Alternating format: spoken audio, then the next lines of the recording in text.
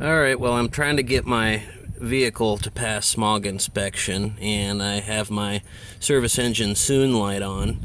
So I hooked up a OBD 1000 reader just down here, right above the emergency brake release. So just hooked this one up, and I got a code P1416. That is a code for a emissions check valve for the passenger side. I believe the P1415 is for the driver's side. So went to my local O'Reilly Auto Parts store and got a new emissions check valve. I already did the passenger side, so this was the old one. Pretty torn up inside, so we're just gonna set that aside. So this is the one that I replaced. You can see you can actually move these hoses here, set these aside, and then you can what I did is I removed these two screws right here, actually these two nuts right here, just removing those. Okay, so you take that out, and then there's this hose clamp here. So you just take your pliers, squeeze this real hard, and kind of wiggle it up, and that takes this whole assembly out of here. Okay, and that just kind of leaves that hose hanging free. So you take this out, and that's how you do that. So I'm going to show you how to do the driver's side. So for my 2001 Chevrolet Silverado 1500 4.8 engine, we need to find the right socket. So you can see my highly organized socket set here. So let's go ahead and find the right one.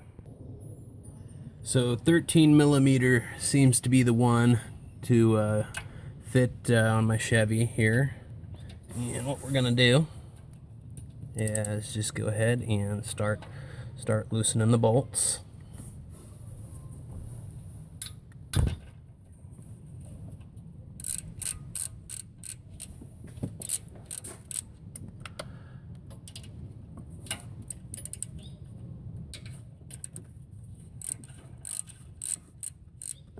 Alright, so you get the idea. You get the bolts loosened.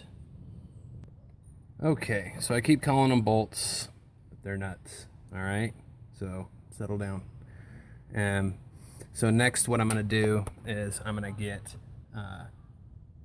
over here and loosen up that hose clamp right there. Well, I'm going to do a little disclaimer here and tell you that I am not a mechanic, and I am not the most mechanically inclined. I'm actually a veterinary technician, and I'm just trying to save a little money by doing this stuff on my own. It was kind of a pain in the ass for me to learn myself, so I thought making this video would help a little bit. So you're going to loosen up that hose clamp, and that should just pop right out like that. Okay, so then you can do that, and then this whole assembly should come out like so.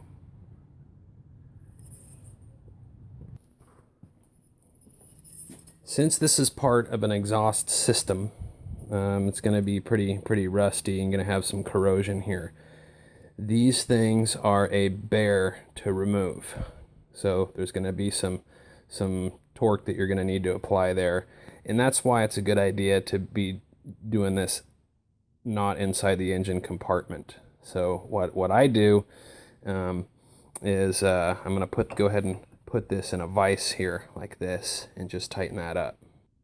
All right, so I have her tightened up in the vise there pretty good. Get my wrench, and we're gonna have to pull pretty hard to get that off.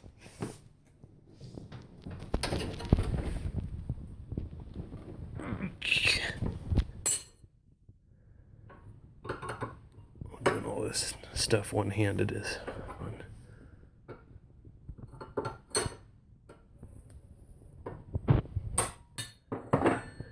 Now we should just be able to get it off the rest of the way. Okay, so you can see that there's a pretty good amount of corrosion there, as blurry as it is. What I do is, on my last one, just took a little bit of a brake cleaner and just got a little wire brush and got all this corrosion away. Alright, the old one's off, and we have the new one here. So we'll just go ahead and put this on.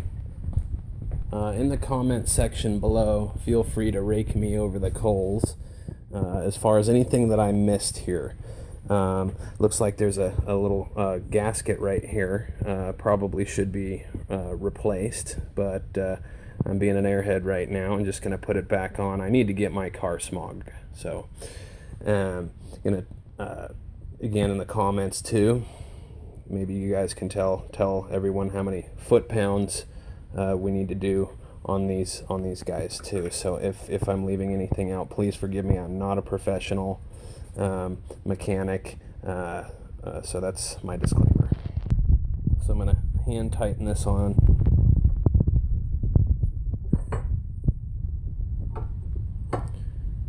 And then tighten it back on with a wrench. Got these at the local auto parts store, O'Reilly Auto Store. I'm in California, so as far as the price, California usually has a wonderful state of California usually has these things pricier. These were $44 each. Ouch. So you can get these online.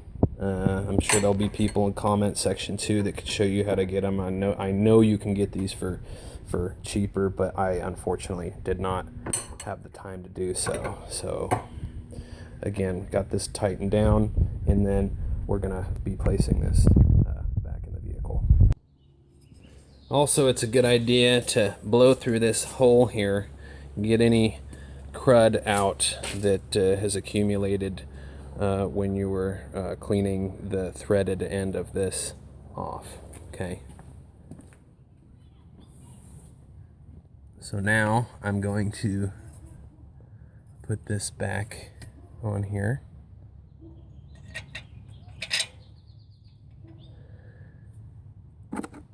Put our bolts back on.